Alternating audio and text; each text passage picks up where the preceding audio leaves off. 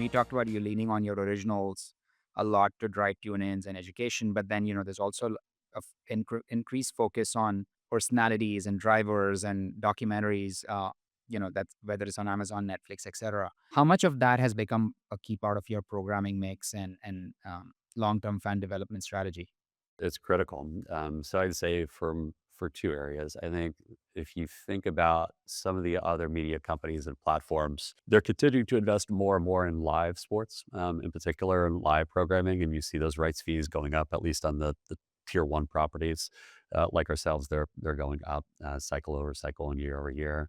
There are sometimes where the studio based programming, there's a little bit less attention to that, and there's more attention to the games themselves. And so for a property like us, it becomes incumbent on us to do that work. So if Fox used to do a studio show, and it becomes incumbent on us to program YouTube a little bit better, to program a fast channel platform a little bit better, leverage our archives to make sure that we're bringing in the right talent to tell the story of our sport, because we want to be in the conversation not just on Saturday, Friday, Saturday, and Sunday. We want to be in the conversation Monday through Thursday, as well. And so again, building a $60 million production facility, taking over the live event productions for our Saturday series, the NASCAR O'Reilly Auto Parts series. Like that's a scale that we haven't operated in the past, but we needed to in this evolving times in the media landscape. Once you've captured the fans' attention, let's say through a documentary or a social or some creator-led series, where does the journey go from there? What does the journey for the fan look like? How do you keep them engaged, repeat engagement, so to speak? It's different for each fan base or each fan, I would say. Like the fact that we are as vertical an organization as we are, so we control most of the NASCAR tracks, we control the media rights, we control the archiving, we obviously have this building, we control our marketing efforts, we control a database that has tens of millions of fans inside of it. Because as long as you've bought a ticket to a NASCAR event or you've played a fantasy game on NASCAR.com, then we have that first party data. So there's certain fans, like certainly myself, where they our marketing and customer acquisition team knows everything about me, right? And then there's certain fans that have checked out that San Diego video on X or on Instagram, and we don't have access to that person directly. We can follow via lookalike marketing and things like that, and we do that. But it depends on where you are and kind of your fan journey. Like there's for myself personally, I'm a father of three girls. They're 10, 8, and 6. I don't have a lot of time to watch all the sports that I watched when I was 24, 25 years old. So I pick one or two that I can actually watch a 3 hour event. It's basically at this point in my life, like NASCAR and the Buffalo Bills. That's it. And then I'll pay attention to March Madness during March Madness time.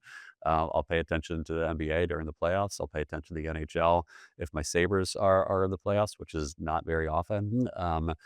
But I think it's that's an individual kind of journey that each person's on. All we can do is have the right tools and levers that can execute against that as someone becomes more interested in NASCAR. I'm actually curious. What's your NBA fandom? What's your NBA team? A little bit of a mutt, like just like anybody else. I'm a kid of the '80s, and so I idolize Michael Jordan, which is a little surreal to have him in the sport and at team owner council meetings right now. But as I moved to Charlotte, which I moved to Charlotte in 2005, we became season ticket holders for the at the time Charlotte Bobcats, often forgotten about name. So we're Hornets fans here. The subject that's most near and dear to my heart is obviously loyalty, membership, community building, fan engagement. Really, the whole podcast is about the future of fandom and how do you keep fans engaged, loyal. How do you reward your best fans? How do you think about that? Obviously, I think NASCAR has done a lot in this space. Even just coming, piggybacking off of what you said before, it depends on each fan and how do you bring them back into your ecosystem. How does NASCAR think about it? So I'll give you some numbers first, and then I'll like back into your question if that makes sense. If you think about somebody, the Daytona 500 in a non-rain impacted year, we're probably going to do 8 million viewers for the Daytona 500. So that's kind of like your most casual audience that we're going to have all year. There's going to be people that tune in for that race that are not going to tune in the next week, and they might not tune in for a few weeks. That's a casual event. Not this. It's like our version of the Super Bowl where you're going to have people that watch the Super Bowl that don't watch the NFC Championship game, for instance. So to me, like that 8 million number is like that's what you want to monetize, and then everything else kind of trades down from there. So in terms of average viewership for the Cup Series, that's about 2.5 million. Our Saturday series is it's called the NASCAR O'Reilly Auto Parts Series. That does about 1 to 1.1 million viewers per event. Just to like compare that, we often take that Saturday series, the NASCAR O'Reilly Auto Parts Series, for granted. That 1.1 million is about what F1 did last year on their broadcast as well.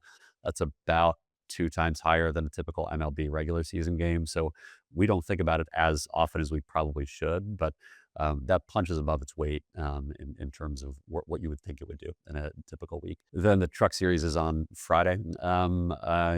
Typically, that usually will do 500 to 600,000 viewers. Again, that's probably a little higher than an EPL game or an NHL game. So we have these like stable properties that we essentially program during the weekend. And I would say the journey on your fandom kind of goes up and down depending on your interest level. And our goal is to try to get you involved in all of those series and all of those pieces of content. But there's also pieces of content where we'll put an original content series together for Netflix. It'll do really, really well. It'll trend to the top 5 on the entire Netflix platform for a week. And 90% of the people that watched that Netflix follow doc show for us did not watch any bit of the NASCAR playoffs, for instance. So I think us trying to pull every lever that we possibly can, whether it's on the social side, the original content side, we need to work harder in this day and age in order to set ourselves up well to grow our sport.